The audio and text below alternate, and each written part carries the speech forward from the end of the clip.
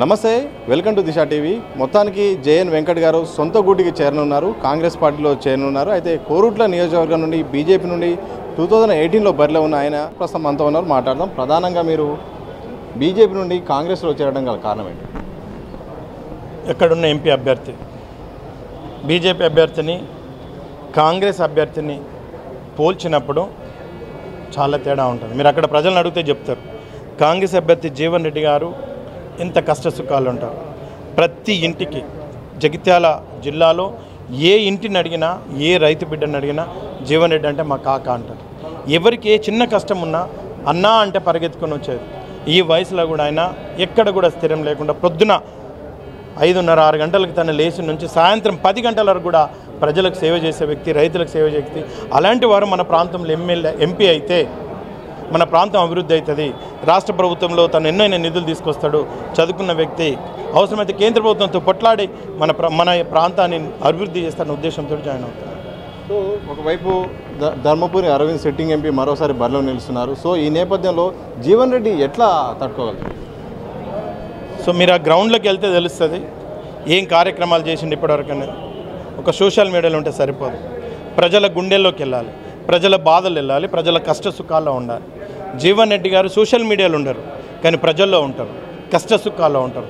100% జీవన్ రెడ్డి గారు ఉన్నారంటేనే ఆ ప్రాంతం ఏరియా మొత్తం కూడా వన్ సైడ్ అయిపోయింది జీవన్ రెడ్డి గారు. సార్, సో మీరు కాంగ్రెస్లో చేరారు, పార్టీ నుండి ఎలాంటి మీకు ఆఫర్ వచ్చింది, ఏం చెప్పారు అసలు? ఇదే ఏ ప్రాతిపదికన మీరు జాయిన్ అవుతారు? కాంగ్రెస్ పార్టీలో చేరడం, నా ఇంటికి రావడం. నా ఇంట్లోకి రావడానికి చరిత్రలు అవసరం లేదు, ఛాలెంజ్లు అవసరం లేదు, కోరికలు అవసరం లేదు. నా ఇంట్లోకి వెళ్ళి నేను ప్రశాంతంగా నిద్రపోతే చాలు, నా ప్రాంత ప్రజలు ప్రశాంతంగా నిద్రపోతే చాలు. ముఖ్యంగా మేము కోరుకున్నది కాంగ్రెస్ పార్టీ కొరుట్ల నియోజకవర్గంలో షుగర్ ఫ్యాక్టరీ ఉంది. గత 15 సంవత్సరాల నుంచి ఆ ప్రాంత రైతుల చిరకాల కోరిక. కాంగ్రెస్ పార్టీ దానికి ఒక ప్రత్యేకమైన కమిటీ వేసింది. కమిటీ వచ్చి షుగర్ ఫ్యాక్టరీ దగ్గర మీటింగ్ పెట్టారు, వాళ్ళ ఫ్యాక్టరీని చూశారు. అతి త్వరలో ప్రారంభిస్తాం, దాని యొక్క ఫస్ట్ ఇన్స్టాల్మెంట్ కూడా కట్టబోతున్నామని మంత్రి గారు చెప్పారు.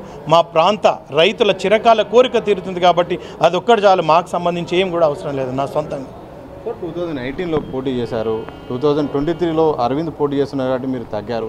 మరి ఇప్పుడు ఆల్రెడీ జువాడ గారు ఇక్కడ ప్రాతినిధ్యం వహిస్తున్నారు, ఇక్కడ ఇన్ఛార్జ్గా ఉన్నారు. సో మీరు ఈ ఇన్ఛార్జ్ అంటే కాన్స్టిట్యున్సీ పరిధిలో మీరు ఎలాంటి బాధ్యతలు పోషించనున్నారు? కాన్స్టిట్యున్సీ ఇన్ఛార్జ్ రాష్ట్ర అధిష్టానం నరసింహరావు గారు మాత్రమే. నరసింహరావు గారి ఆధ్వర్యంలోనే అక్కడ కార్యక్రమాలు జరుగుతాయి, వారి ఆధ్వర్యంలోనే మేము పనిచేస్తాం.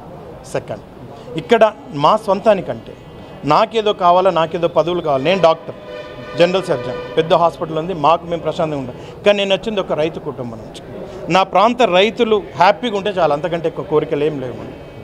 సో నరసింహరావు ఆధ్వర్యంలో మేము పనిచేస్తాం, పార్టీ అధిష్టానం నిర్ణయం ప్రకారమే మేము పనిచేస్తాం. మాకంటూ స్పెషల్ కోరికలు ఏం లేవు, మా ప్రాంత ప్రజల అభివృద్ధి మాత్రం తప్ప ఇంకోటి ఏమీ లేదు మాకు. సో 3 ప్రధాన పార్టీలు బరిన అవుతుంది. చివరిగా చెప్పండి, ఒకవైపు బాజిరెడ్డి గోవర్ధన్ గారు ఉన్నారు, ఇటు ధర్మపురి అరవింద్ ఉన్నారు. మోడీ వేవ్ అంటూ కూడా ప్రచారం జరుగుతుంది, పసుపు బోర్డు ప్రకటన కూడా జరిగింది. ఈ నేపథ్యంలో కాంగ్రెస్ పార్టీ ఎట్లా గెలుస్తుంది అక్కడ? ప్రస్తుతం మీరు గమనించుంటారు, రాష్ట్రంలో అధికారంలో ఉన్న పార్టీ ఆల్రెడీ తనిచ్చిన స్కీములను 6 గ్యారెంటీలను ఏ విధంగా అమలుపరుస్తుంది ప్రజలలో, అది మీ అందరికీ తెలుసు. అక్కడ ప్రాంతంలో ఉన్న రైతులందరికీ కూడా తెలుసు. ఖచ్చితంగా వీళ్ళిద్దరి మధ్యలో కంటే జీవన్ రెడ్డి గారు అందుబాటులో ఉంటారు. మామూలు సామాన్య వ్యక్తి, సామాన్య ప్రజలు అందుబాటులో ఉంటాడు కాబట్టి 100% గెలుస్తారన్న నమ్మకం మాకు. Thank you. మొత్తంగా కాంగ్రెస్ అభ్యర్థి జీవన్ రెడ్డి గారు మాత్రం ప్రజలకు అందుబాటులో ఉంటారు. సో అందుకోసమే అతను గెలిచే అవకాశం ఉంటుంది. ఆయనకు మద్దతు ఇవ్వడానికి నేను ఇక్కడ కోరుట్ల తరపు నుండి కూడా కాంగ్రెస్లోకి చేరాను తప్ప పార్టీ నుండి ఎలాంటి పదవి ఆశించలేదు. తప్పకుండా నిజామాబాద్లో మాత్రం ఎంపీ స్థానంలో మాత్రం కాంగ్రెస్ జెండా ఎగరవేస్తామని కూడా జేఎన్ వెంకట్ గారు స్పష్టం చేసిన సందర్భం చూడొచ్చు. కెనపర్సన్ మసవంత్, సతీ, దిశ టీవీ, హైదరాబాద్.